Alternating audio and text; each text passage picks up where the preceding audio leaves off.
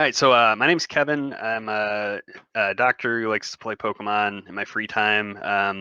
This is my favorite deck. It's won me some tournaments, which is cool. Kind of since the online era started. I wish I could have played it in real tournaments, but I think it'll be obsolete by the time we have those. So thanks, Kevin, for having me on. I'll just walk through kind of how the deck operates. The main goal is to set up this guy. Decidueye, he blocks all Pokemon that have rule boxes, essentially. In a lot of matchups, you can just set up one of these guys or maybe two, and then you're good. But we play a lot of other stuff to get around counters to this Decidueye card. So in the matchups, you don't just straight up win. Like Picarom's one that really they don't have a lot of counters. You just get rid of their Cocoa Prism Star and you win. Unfortunately. Yeah, I've won it a couple times from the peak side, but it's real bad. But for the matchups where it's not just essentially an auto win, if you get your one stage 2 out, there are a lot of kind of tips and tricks we have. And now that there's this Phoebe card in the format that can allow VMAXs to hit through here, it changes kind of the nature of the deck. So I've adjusted my list to account for that, and then I've also added a couple level balls here for early game consistency. So those are the changes from, you may recall I got top 2 in the Players Cup 3 North America regional qualifiers to advance to global finals using a list that was, I think, 3 cards off of this list. So you went 7-0, right? Like winner's bracket? Yeah, so nice. I dodged all fire decks, and nobody played Aegislash of the Zacian decks that I faced. So yeah, I went 7-0. My game record was 14-2. Oh my gosh. Yeah. And there was a decent amount of Senti, but I dodged it. So my thought process there is, well, these are all 256 good players, and I'm a good player, but I'm not a world-class player because I have a job and stuff. But what I can do is play a deck that has really strong matchups amongst the popular decks, and then try to high roll matchups instead of trying to high roll with drawing cards. So it worked great for me that time. It's worked great for me a couple other times. The kind of key cards, I guess, that a lot of people don't play in Decidueye. Most Decidueye decks now are running this tag call engine where they can Mallow and Lana, get weak card energies, etc. I've opted instead for more damage output, and part of that is because I think it's more fun to play, but also it does a better job of countering the counters, because the extra damage allows you to take out single prizers, and it allows you to close out the game faster in matchups where you can't just totally wall. So one of our big sources of burst damage is this Hoopa. Evil Admonition does more damage based on how many abilities they have. Especially in this Eternatus matchup, it's really key because they can get up to 7 or 8 Pokemon with abilities, and that can get you doing 180 plus damage. And we have basic fighting energies in this fighting martial arts dojo to get even more damage, and Zigzagoon with Scoop Up Net can get you more damage. So since we can't kind of wall indefinitely, they can potentially usually play 2 Phoebes and get through 2 Decidueyes. So we can't just set one of these up and do 90 damage until we win. We have to actually aggressively target prizes in order to do it. And part of how we do that now is I've swapped out one of my Bird Keepers for second boss's orders. So this with the Mewtwo means you can target down easy prizes or things that are almost finished off. And so for this matchup, assuming they have the Phoebes, you have to try to get your 6 prizes before they get their 6 prizes. So I have a you don't question. Have all day. Yeah. I have a question kind of based off of that. So in the average, again, not Picarom or something like that, but like against a Senti deck or, an average deck that has some answer, how many Decidueyes is realistic to set up in a game? Is 2 like the maximum you're realistically going to be able to get, or can you get 3-4 Decis? That's a good question. So stage 2 decks are inherently inconsistent, and I hear professional players say all the time, oh, they're all bad, never play them. I think it depends on what the meta's like and what your actual skill level is like. I can get 2. You want to bank on 2 is your standard. Between the Rosas and just drawing into the 4 Pokecoms we play a pretty high Pokemon count with the level balls. We can play a Dartrix and grab that. So I expect to get 2 out over the course of the game, but not more than that. Sometimes you'll high roll and get 3. Sometimes you'll be unlucky and you'll only get 1. And depending on the matchup, that can be enough to win you the game. But 2 is kind of the number that you're shooting for in a typical game. Okay, so essentially two, the Phoebe plus Palpad and Eternatus is a big concern then. Yeah. So it changes the matchup. Before they had the Phoebe, it was 65-35 at least, depending on skill level. Basically, if you got your 2 and then you took out their Spiritombs and Evoltals and things like that, you just win eventually. You didn't have to worry about racing for prizes. You just wall indefinitely. Well, now you can't do that. And so it's more of a 50-50. I've been favorable against it, but that's probably a factor of my experience with the deck and people not being used to playing against Decidueye that can actually, do damage and take prizes. Yeah, that's not something I'm used to. I'd call it a 50-50 is my impression of the matchup. I think my wins are due to skill, but that's what makes it an interesting matchup, and makes it something that you don't have to write off this whole archetype just because of Eternatus, which that's huge for me because right now, like 80% of Zacian decks are not teching for us. 80% of Mewtwo and Mew decks are not teching for us. And then there's still lots of Pikarom and most Urshifus are not teching for us. So that gives you a really favorable overall matchup spread. You got to dodge some fire and some Dragapult, but it's worth playing if you want to win the event and you're not a world-class player that can just outskill everyone in the field. So that's why I played anyways, because I play to win, but I don't feel like I have the skill to win on my own entirely. And so adding kind of the potential to high roll matchups is really fun. I think that's all of the cards explained, more or less. So I know, so we're focusing on the Eternatus matchup for obvious reasons. Yeah. The Phoebe, in theory, everyone thinks it killed Dusty, and you disagree with that, which we'll figure that out soon. Right. But you mentioned we'll see. The fire matchups. So we have the Basculin in here. How many Volcanians can you realistically get through before Victini or something becomes a bad matchup? So that's a good question. If there's only one Volcanian, then I'd say it's favorable for you, even if they have a Reshizard to GX attack through one. If they have 2 Volcanians, then it's typically unfavored. They could always prize one.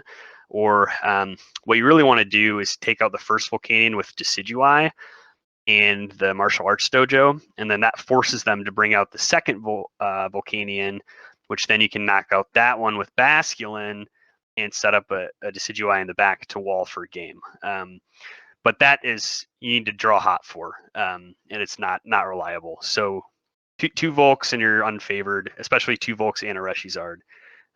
You'll be unfavored, but it's still winnable if you sequence everything just right and draw well enough. But mostly your plan is to draw the to dodge the fire matchups.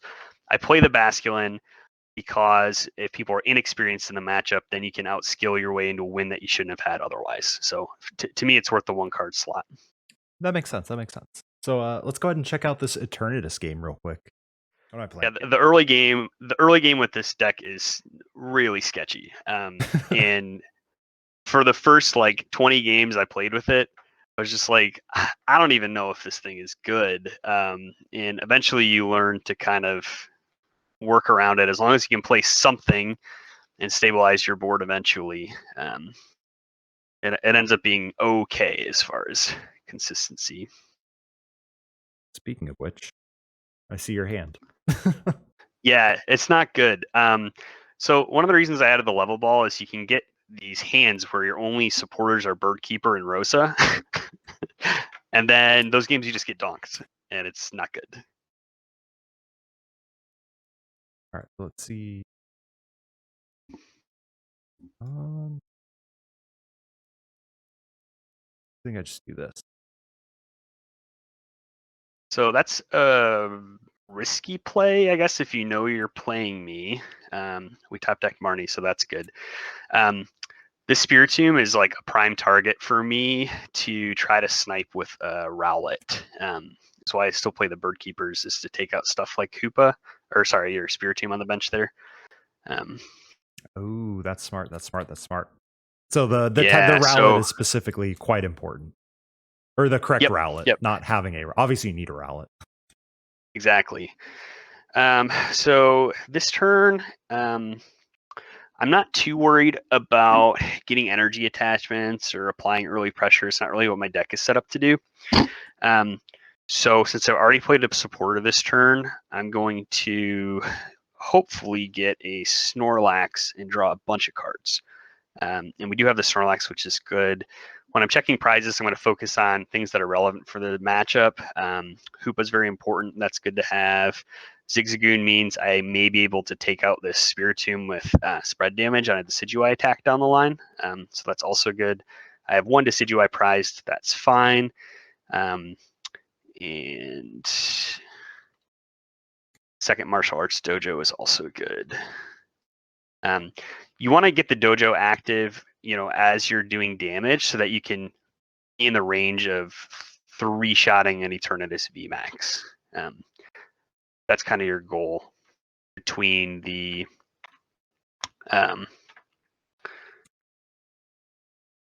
dojo damage and a big Hoopa swing.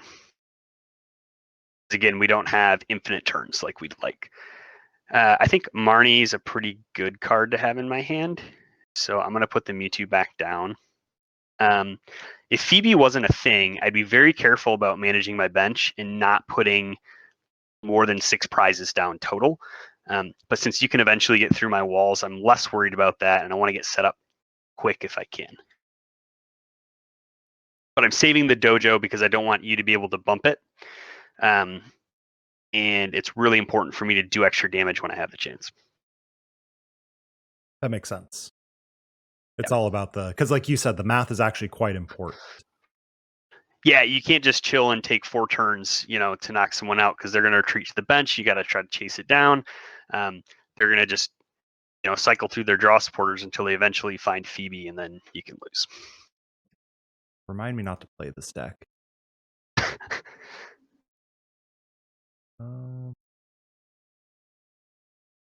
Pass. Oh, well, that's nice. One less boss for me to worry about. I drew my second Ordinary Rod, which is not great. So this is a turn where there's an impulse would be to play this Scoop Up Net to get my Jirachi in the active, but I think that's actually incorrect.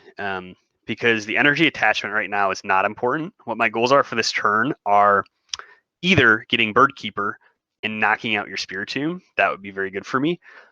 Another thing that would be very good for me is getting a Decidueye set up, and then I can attach energies to it later. It's hard to get your stage 2s. You want to prioritize that. I have Marnie as a backup option to draw, but I'd prefer to use Bird Keeper as my supporter for turn here. That makes sense. So I'm going to do something a little counterintuitive and attach and just retreat the energy off. Now I still have the option to evolve my Rowlet if I get a Pokecom off of this Stellar Wish. I got a Quick Ball, which is not great.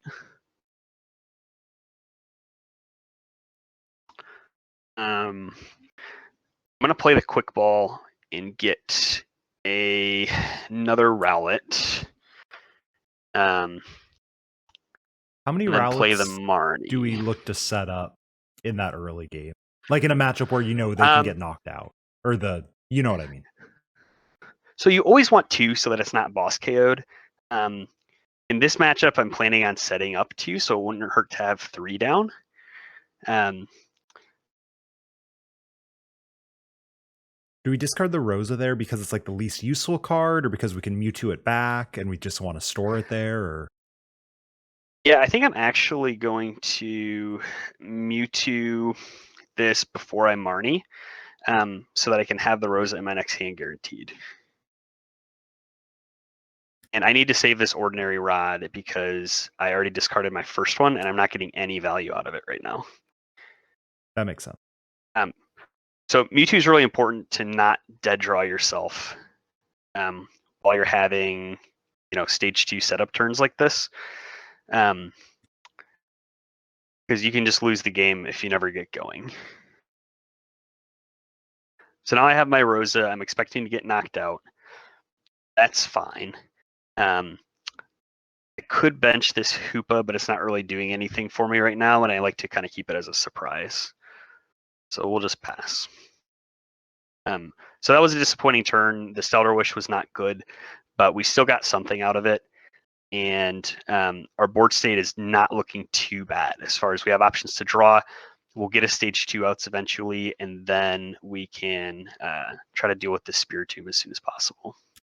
So the Marnie there from you is a weakness of my play there. I could have, dead drawn off that and lost. I still like my chances of actually getting set up here. Yeah, there's always that like concern. I saw you put the Rosa on top, so I know you have a Rosa in hand, and it's like, I don't want you to have that. So it's like more incentive for me to Marnie you. Mm-hmm. Yeah. And I was looking for more setup still there. There's an argument to not even playing a supporter that turn, just leaving the Rosa on top of the deck. Because then I know that whether you Marnie me or not, I have it in my hand the next turn. But I chose to try to draw a little more aggressively there. So I'm going to promote the Snorlax here because I'm not planning on attacking this turn. Top deck Bird Keeper would have been great, but we didn't get that.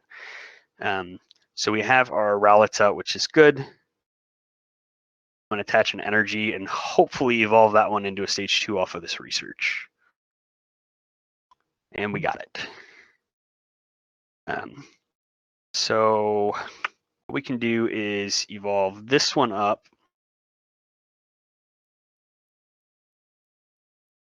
The reason we play for Pokemon Communication is to get these Decidueyes out more reliably. So I know why we have Dojo. Have you ever considered Turffield as well, or is it not necessary? I used to play Turffield before I used the Dojo, and it was nice for setup, but with Swell and format, it's not super reliable. And if you're going to go for Dojo damage, then you kind of have to pick because you can't play them both in the same turn. Right.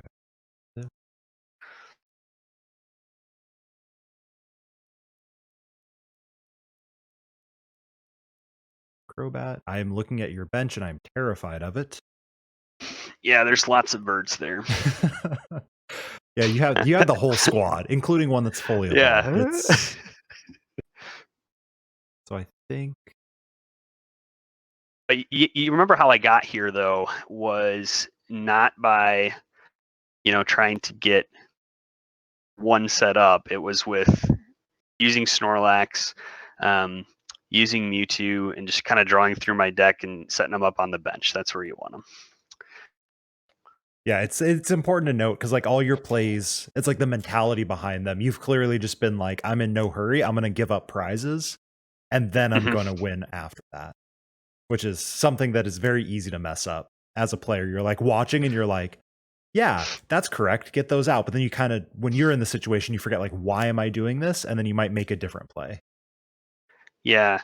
So I chose to promote the Rowlet there. So that I have the option of attach retreating into a Jirachi to Stellar Wish. I didn't want to research these candies away because that would limit my options for getting Decidueyes out because you just bossed my Dartrix down. I top decked the Rosa, which is great, but now I'm stuck with really not being able to attack this turn. The thing is, that's really fine because you don't have any big threats set up. So what I'm going to do is use the Rosa to get a Decidueye out. And now I got to think carefully about what trainer card I want to get off of this. It's a tough choice. I'm going to go with Bird Keeper so I can get rid of your Spiritomb with this other Rowlet on my bench. That's the game plan. Boss's Orders could be good. Dojo could be good. But with the option of being able to take that Spiritomb out, and then I'm less worried about your one Yveltal really causing me problems. I'm going to go with that. If you hadn't benched the Spiritomb there, I would have just gotten the Dojo and started trying to do more damage to this Decidueye here. I'm learning very fast how bad benching that Spiritomb was. Which it seems good until until then you realize that I can kill it whenever I want. Here. Crushing Hammer, good card. Terrible card. I don't know why anyone plays it. 50% of the time it works every time. Grab this.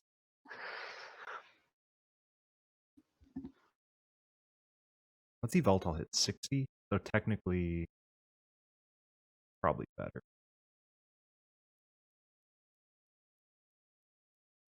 And okay.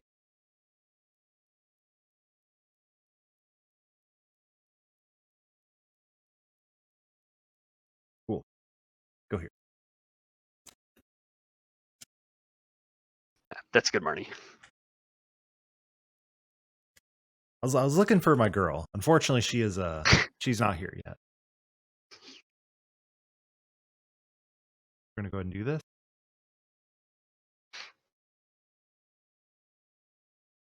This. What? That's not bad. Okay. So this is where you having Phoebe makes a big difference for how I'm going to approach this. If Phoebe didn't exist, what I could do is just kind of wear away at these Spiritomb and the Yveltal. Because once they're gone, I win. But since you can get through my Decidueyes with your Eternatus, I'm going to go a little more aggressively for prizes here. Mm-hmm. The building Spite on there was actually pretty risky because I can grab Zigzagoon. And again, I'm less worried about limiting my bench because I have a finite number of turns to win anyway. You've used a boss or two, if I remember right. Yeah. So the second level ball, I'm just going to grab something I'm never going to need. I'd like to attach this Aromatic Grass Energy, but I think the upside of drawing into fighting and one-shotting the Yveltal is really good. That being said, I am down one of my two fightings, so that's a pretty greedy play. Yeah, this is like your current line of play. I'm like really interested because like if you get the Scoop Up Net fighting energy, I don't just lose, but like that's a terrifying thought that I didn't think of whatsoever. Yeah.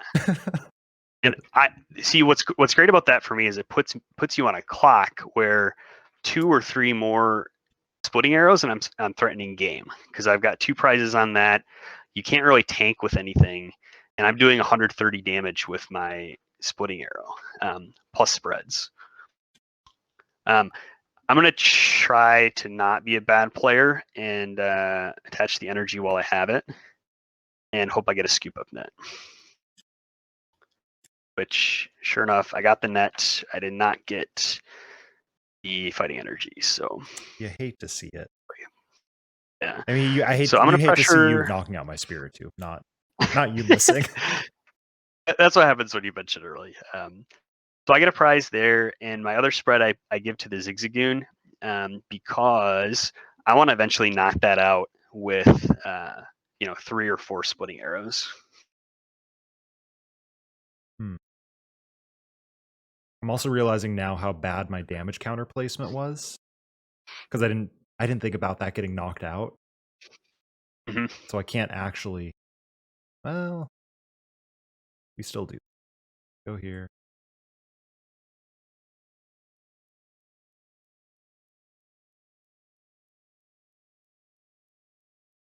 Oops. Wait. Bench this first. Ooh, he's got another one. Some people are down to just like a couple single prizers in Eternatus. I think you should probably still be playing 3. Yeah, I definitely net decked and was like, I really want a Spiritomb. I really like Spiritomb. It's such a good card. Mm-hmm. Huh. Hand ain't pretty. Well,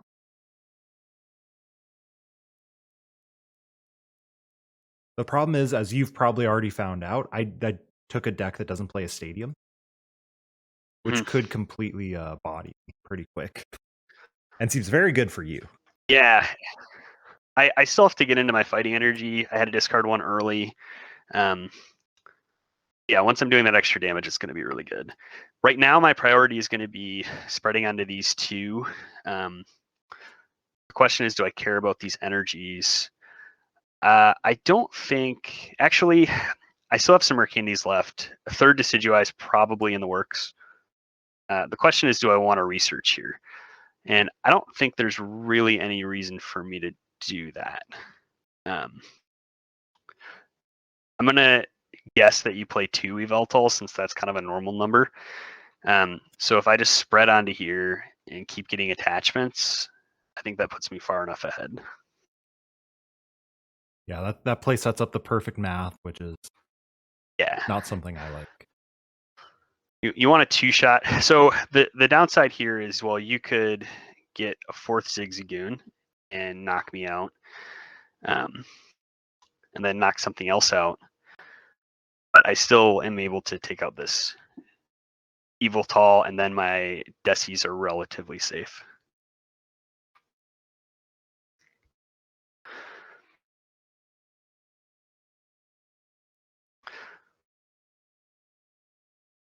So I like you getting the bosses back there, since I've overbenched this game. Yeah, that was my assumption, is like you're down 3 nets and you have 3 knockoutable Pokemon. So it's like now the Phoebe doesn't become necessary in theory. Right. Well, okay, now it becomes necessary. Yeah, you'll need 1, but you have 1. So if I could have limited myself to 1 less benching, it would have been better, but I'm just not sure it was in the draws. Potentially, I could still close out the game before you can get into your Phoebes and bosses, etc. So that's what I'm going to be trying to do now. I have to get rid of this Eveltal, so I'm not going to worry about Phione. Jirachi could come in handy later, so I'll just save that resource.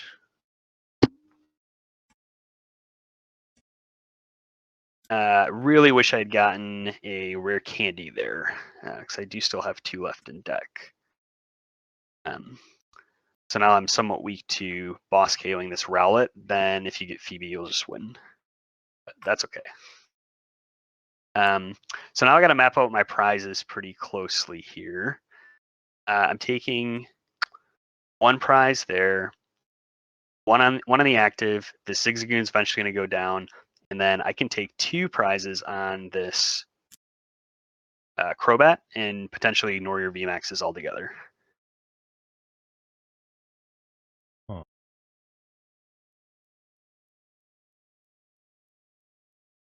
Play this. But I will need a boss's order at some point.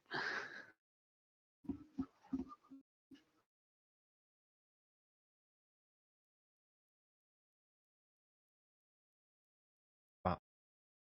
Yeah, and that's what I was worried about. Yeah, that is an unfortunate knockout there. Well, yeah, depends who you're rooting for. You hope on the research, right, that you can get your stage 2, but it just doesn't always happen like that. Yeah, unfortunately, that is one of those stage 2 things. You got the squad out there, and you got several Decis. Yeah, I kind of whipped Rosa in the mid game. It would have been nice to have 1 more. Sometimes you just got to research and hope for it, though. So there's not really much to do with this hand. I want to do extra damage here. If you top put you on a clock, that is a yeah. Because I don't have my Phoebe.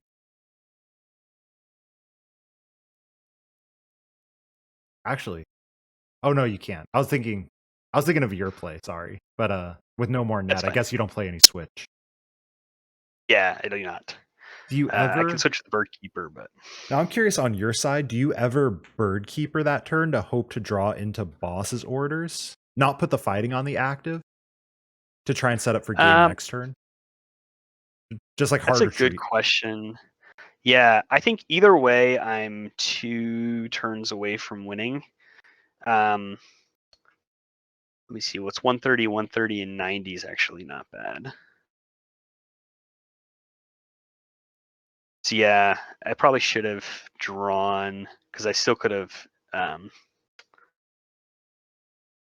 gotten a 3-shot on your VMax.